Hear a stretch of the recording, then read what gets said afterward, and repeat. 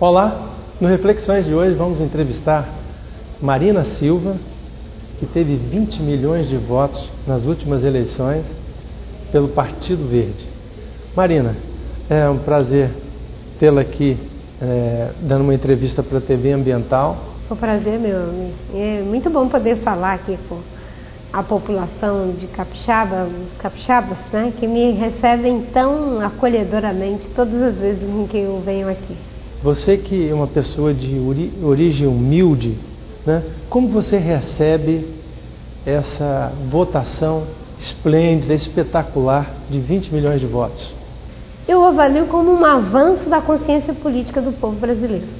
Porque se pensarmos nas estruturas que tinham os outros candidatos, né, a candidatura do PT e do PSDB, a gente vê que de fato o que prevaleceu no caso da minha votação não foi o poder econômico, não foi as alianças pragmáticas por quem tinha para aumentar tempo de televisão e base eleitoral. O que venceu foi a consciência da população, que se envolveu espontaneamente fazendo a campanha, diferentes segmentos da sociedade, da comunidade evangélica à juventude, da juventude ao empresariado moderno, aos movimentos sociais, enfim. Então, para mim, o resultado de tudo isso é muito maior do que o PV, é muito maior do que eu, mas do tamanho da consciência do povo brasileiro. 20 anos atrás, quando nós tivemos o assassinato do Chico Mendes, que era a nossa liderança ambientalista que defendia a Amazônia junto com os seringueiros e os índios, a consciência das pessoas era ainda muito primária, muito embrionária, e o PV e vocês, que você é o fundador do Partido Verde, foram os precursores desse processo. E hoje você verificar que existem milhões de brasileiros que estão preocupados, e os acontecimentos dos últimos anos, a questão das mudanças climáticas, as catástrofes ambientais que têm acontecido de forma recorrente no nosso país, inclusive com chuvas e deslizamentos, perda de vida de pessoas, isso tem mostrado cada vez mais para o cidadão, para a população, de que se nós não cuidarmos da natureza, ela sempre irá reagir. E nós precisamos de dois movimentos, um para protegê-la e outro para nos proteger dela, como aconteceu agora no caso do Japão. Então, as pessoas às duras penas têm aprendido, e o bom é que quando a população aprende, eles começam a cobrar dos governantes, das lideranças políticas e das empresas que têm uma outra atitude, não a atitude de confrontar meio ambiente e desenvolvimento, mas de fazer com que os dois se encontrem, porque é necessário desenvolver e necessário proteger. Já que você tocou na questão da catástrofe do Japão, essa catástrofe teve uma dimensão muito maior do que um simples terremoto, porque além da escala que esse terremoto atingiu, ele teve um impacto muito grande por conta da explosão da usina nuclear. Você não acha que seria muito mais fácil recuperar o Japão sem uma catástrofe nuclear? E aproveita e coloca um pouco sobre a política energética do Brasil. Você não acha que é demais um programa nuclear para um país que tem uma capacidade de gerar energia limpa? De fato, o que aconteceu no Japão é algo que ilustra a nossa necessidade de sermos um pouco mais humildes. Porque o que nós tivemos ali foi uma catástrofe natural de grande proporção, que a gente não tem como controlar, que é o terremoto. No caso dos japoneses, eles já avançaram muito em termos da prevenção, com as formas modernas de edificação que conseguem suportar abalos em suas estruturas, mas a tsunami fez aquele processo avassalador. E por que eu digo que é um momento para a gente avaliar, enfim, a nossa forma de viver? Porque quando você tem um evento natural de grande proporção com um estilo inadequado de vida, aí essa junção é letal, que foi o que aconteceu no Japão, né? Então, contra tsunami, naquela magnitude, dificilmente a nossa tecnologia tem como responder. E aí é mais um ensinamento de que nós não estamos no controle, nós somos vulneráveis. E a outra coisa é a questão do desastre nuclear. Aí sim, foi uma opção, é uma tecnologia que nós não sabemos o que fazer, né, com os resíduos, que tem graves problemas com a irradiação, que também não sabemos o que fazer nem como controlá-la, de sorte que aquele episódio está ensinando não apenas para os japoneses, mas para o mundo inteiro. E nos países em que há de fato escassez em termos de fonte de geração de energia, até que se compreende, né, o uso de uma tecnologia que pode ser tão letal, como no caso da energia nuclear.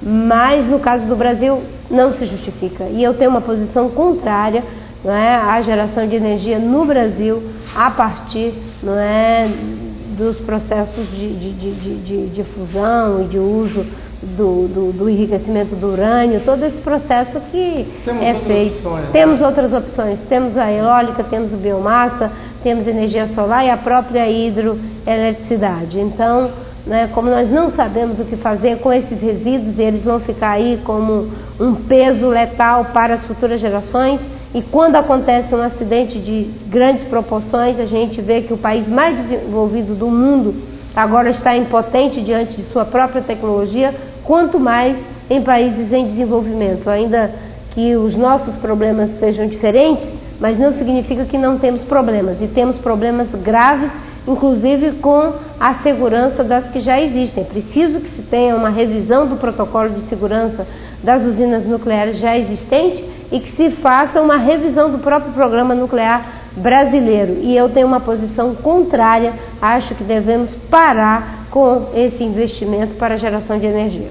Marina, você que foi ministra de Meio Ambiente, trabalhou na área executiva ambiental, sabe os problemas que são decorrentes do licenciamento ambiental. Muita reclamação em torno de como licenciar mais rápido os empreendimentos que vêm para o Brasil. Você acha que o licenciamento não tem que ser melhorado? Eu acho que o primeiro passo é não ver as organizações, as instituições que lidam com o processo de licenciamento como se eles fossem o único problema. Acho que o primeiro passo é esse, porque boa parte dos problemas eles são gerados por projetos que são inadequados, que não consideram o critério de sustentabilidade já na sua fase inicial, no planejamento das ações desse projeto. A cultura de resistência, de reação de boa parte dos governos em achar que eles podem fazer algum atalho para passar por cima dos impedimentos da própria natureza, de sorte que se tanto a gestão pública cuidar de se aperfeiçoar para tornar mais ágil o processo de licenciamento sem perda de qualidade e os investimentos públicos e privados acolherem cada vez mais as preocupações ambientais para que elas já possam ser resolvidas na feitura do próprio projeto, eu acho que a gente aperfeiçoa, né? O que não pode é sempre ver o setor ambiental como se ele fosse o vilão. Por exemplo, nas áreas de preservação permanente, as pessoas ficam o tempo todo querendo reduzir a área de preservação permanente, reduzir reserva legal.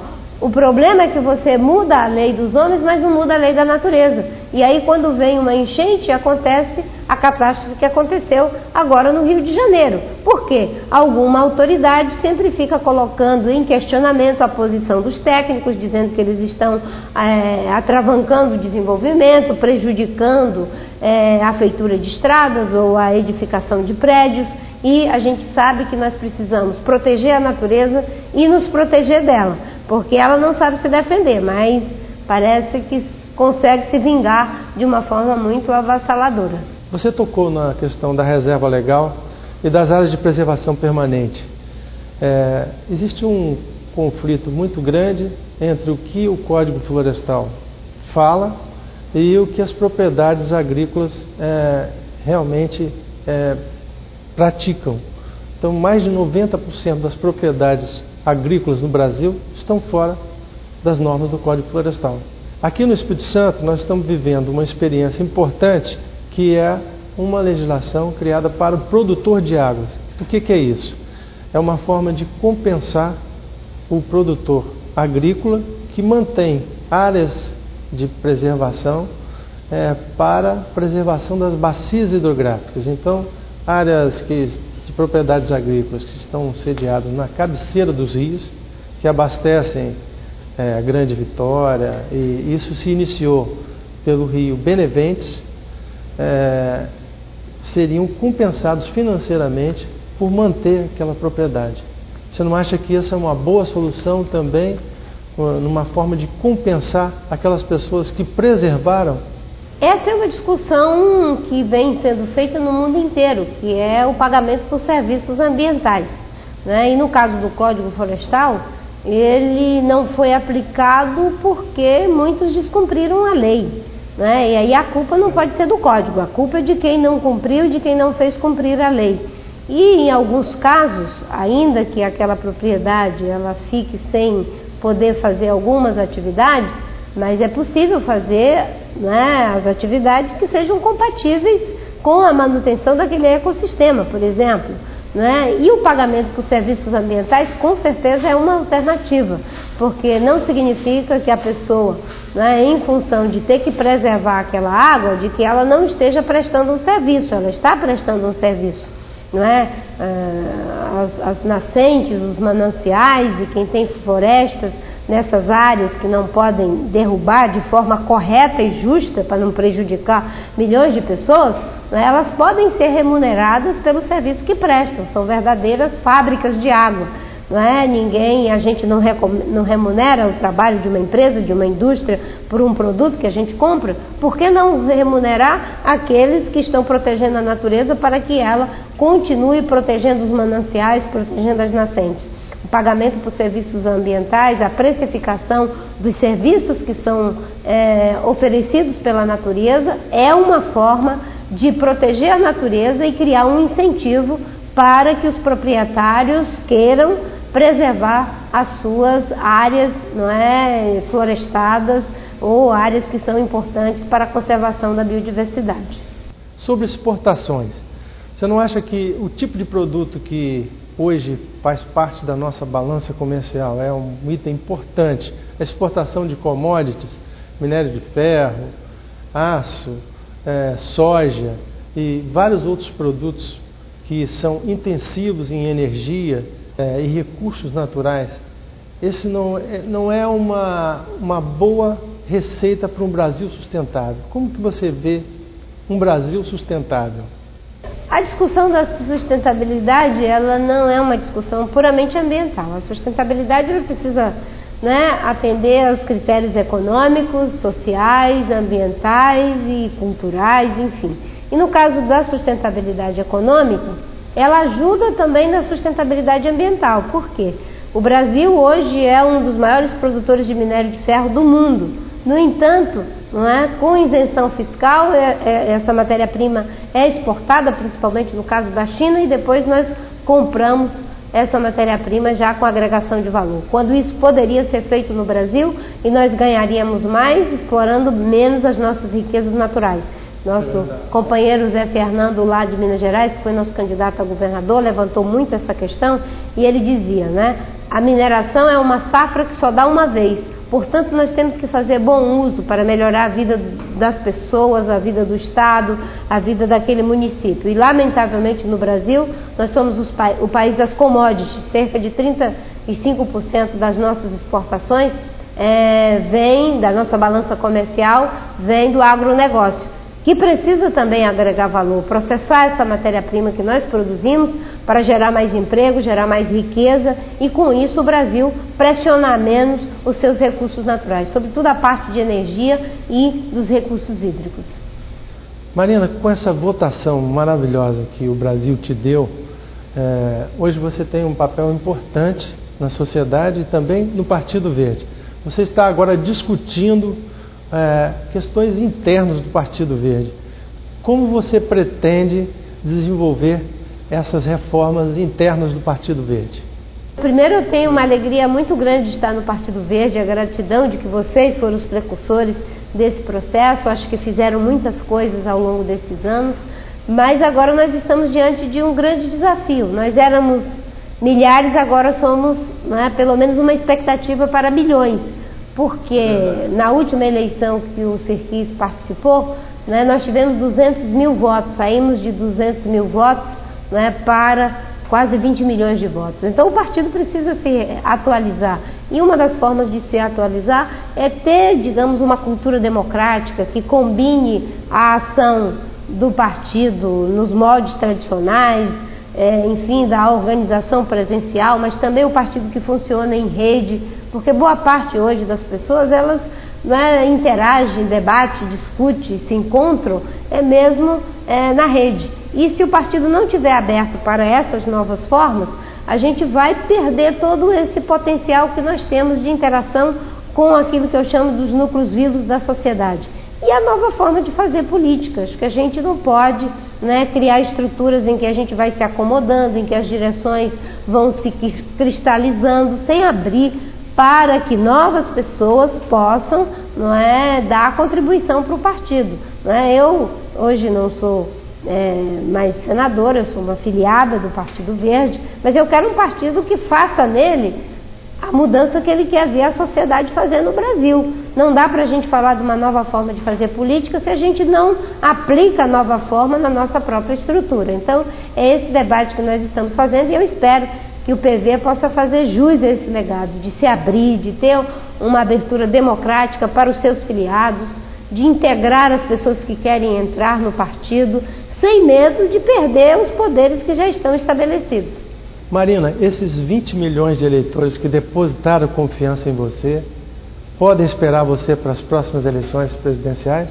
Eu tenho dito que eu não quero ficar na cadeira cativa de candidata. Eu quero trabalhar, continuar a minha luta em defesa do desenvolvimento sustentável, da educação, da saúde, da segurança pública de qualidade, da melhoria do Brasil. Eu não sou aquele tipo que faz oposição por oposição. Eu, de fato, estou torcendo que o governo da presidente Dilma seja um bom governo, porque eu não sou da cultura do quanto pior, melhor, e quero trabalhar. Em 2014, ainda temos quase 4 anos pela frente. Aí, o que eu quero é que a gente tenha um bom projeto para que o Brasil continue defendendo aquilo que eu chamo de liderar pelo exemplo, com ética na política e um novo modelo de desenvolvimento. Se porventura a pessoa for eu peço a Deus ter força e coragem para encarar o desafio. Se tiver uma outra pessoa melhor do que eu, sinceramente, eu quero ser a melhor cabo eleitoral para esse projeto. Agora, o que eu não quero é ficar já fazendo todos os jeitinhos e acordo a priori para ser a candidata. Eu quero trabalhar e que o que vai acontecer seja como consequência de um bom trabalho. Marina, agradecemos mais uma vez a sua importante entrevista para os telespectadores da TV Ambiental. Muito obrigado. Eu é que agradeço e mais uma vez quero aproveitar a oportunidade de agradecer a todos os nossos telespectadores, porque de fato aqui a votação foi impressionante e veio dos diferentes segmentos da sociedade e eu espero que a gente possa continuar sonhando junto. Esse Brasil que a gente quer, aqui o Estado, as transformações que eu espero e torço que o nosso governador Casagrande possa ajudar a fazer.